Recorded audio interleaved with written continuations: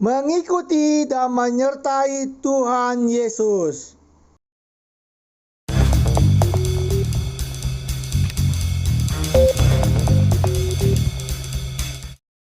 Halo, Tuhan bersamamu.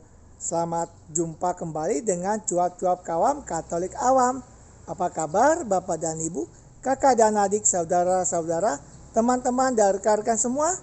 Semoga baik adanya, sehat dan bahagia. Mari bersama dengan cuap-cuap kawam Katolik awam, kita membaca dan mendengarkan bacaan hari ini. Ingatlah untuk memberikan like, komentar, dan share kepada yang lain, sehingga orang lain juga bisa membaca dan mendengarkan bacaan hari ini. Mari kita hening sejenak sebelum kita membaca. Inilah Injil Yesus Kristus menurut Markus bab 1 ayat 14 sampai 20. Sesudah Yohanes ditangkap, datanglah Yesus ke Galilea memberitakan Injil Allah. Katanya, "Waktunya telah genap, kerajaan Allah sudah dekat. Bertobatlah dan percayalah kepada Injil." Ketika Yesus sedang berjalan menyusur danau Galilea, ia melihat Simon dan Andreas, saudara Simon. Mereka sedang menebarkan jala di danau, sebab mereka penjala ikan. Yesus berkata kepada mereka, "Mari, ikutlah aku, dan kamu akan kujadikan penjala manusia." Lalu mereka pun segera meninggalkan jalannya dan mengikuti dia. Dan setelah Yesus meneruskan perjalanannya sedikit lagi, dilihatnya Yakobus anak Zebedeus dan Yohanes saudaranya sedang membereskan jala di dalam perahu.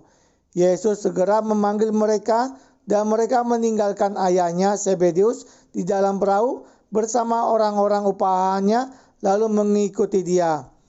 Demikianlah sabda Tuhan, terpujilah Kristus. Setelah mendengarkan sabda Tuhan, mari Bapak dan Ibu, kakak dan adik, saudara-saudara, teman-teman dan rekan-rekan semua, kita mendengarkan renungan yang diambil dari homili misa harian oleh Romo RD Victorius Rudi Hartono, Paroki Alam Sutera Gereja Santo Laurentius. Bapak Ibu, saudara-saudara yang terkasih yang dicintai Tuhan, perjalanan panggilan seseorang tergantung pada siapa yang memanggil atau Tuhan yang menunjuk kita. Kisah murid-murid pada panggilan yang pertama ini, mulai dari Simon, Andreas, kemudian Yakobus, kemudian Yohanes saudaranya, ini terus berantai dari satu orang kepada orang yang berikutnya. Dan yang menjadi sesuatu yang kita pelajari adalah ketika mereka dipanggil oleh Tuhan, "Mari, ikutlah aku." Mereka semua segera menanggapi. Berbeda dengan kita zaman-zaman sekarang. Mengapa kata menanggapi ini menjadi penting untuk kita rumuskan? Karena manusia zaman sekarang tenggelam dalam kesibukannya untuk urusan-urusan duniawi, dan semuanya akhirnya menjadi tidak berarti ketika jalan iman belum menjadi jalan kesaksian hidupnya. Seluruh pergumulan Anda pagi-pagi, siang dan malam bekerja mencari nafkah, tapi dia tidak pernah bertuhan. Dia tidak pernah bersaksi tentang Injilnya. Dia tidak pernah berbuat baik. Hidupnya pasti sia-sia. Ia akan mengenali kesia-siaan itu kalau perjalanannya sudah selesai dan akhirnya menghadap Tuhan. Segala sesuatu adalah kesia-siaan. Dan di tengah situasi yang seperti ini ada banyak syarat-syarat duniawi. "Romo, tar dulu deh, saya belum suci hatinya." Kalau nunggu suci, kapan Anda suci? Wajah Anda itu aja orang berdosa, penuh belas kasihan, dikit-dikit dosa, dikit-dikit dosa. Sama persis dengan Penina, yang selalu ngejek, iri, muntang-muntang dia subur, yang satunya mandul. Wanita selalu menyakiti wanita lainnya. Dan dalam catatan-catatan seperti ini, itu adalah sebuah tantangan untuk mengikuti Tuhan. Kita kalau dipanggil untuk melayaninya tanpa syarat, karena yang memanggil adalah Tuhan sendiri. Dan ketika Tuhan sendiri memanggil kita, mari ikutlah aku, segeralah kita menjawabnya dengan kesiapsediaan. Maka kata kunci panggilan Tuhan adalah bagaimana opsio fundamentalisnya, sikap dasarnya untuk selalu siap sedia di hadapan Tuhan. Rudi, malam ini pindah ke Papua, siap kalau itu adalah kehendak Tuhan. Rudi, hari ini kau menjadi paus, siap, buah paus ya. Dan dalam catatan itu siap sedia. Nggak usah banyak syarat, nggak usah apa sih namanya ya orang Jawanya, pating, banyak, dikit-dikit ngeluh, dikit-dikit ini itu namanya tidak menunjukkan totalitas dalam hidup.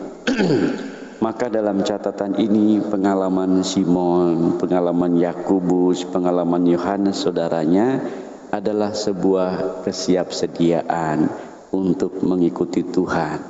Padahal belum jelas loh mereka mau kemana. Tuhan cuma berkata, mari ikutlah aku dan kalian akan kujadikan penjala manusia. Apa untungnya? Bagaimana menjadi penjala itu? Yang jelas Tuhan yang memanggil itulah, maka mereka segera ikut, siap sedia. Dalam Markus, kalau Anda nanti ikuti perjalanan Injilnya, cuma 16 bab ya. Satu hari saya menyediakan waktu 1 jam 20 menit untuk membaca Injil. Baca aja Injil, itu biasanya dapat 10 bab. Maka kalau ini 16, kira-kira 2 jam lah saya sudah bisa membaca seluruh Injil. Mau memakai logikanya begitu ya, jangan aduh Romo tebal, aduh tulisannya sedikit, aduh Romo, alah kalau ada yang begitu saya paling bilang, alah lu gak mau baca aja, banyak alasan. Udah gitu ya. Nah dalam catatan ini lihat ya, dalam perjalanan kemuridan, Injil Markus menampilkan mengikuti Yesus plus menyertainya. Jadi kata kunci Markus dalam panggilan murid adalah mengikuti dan menyertai.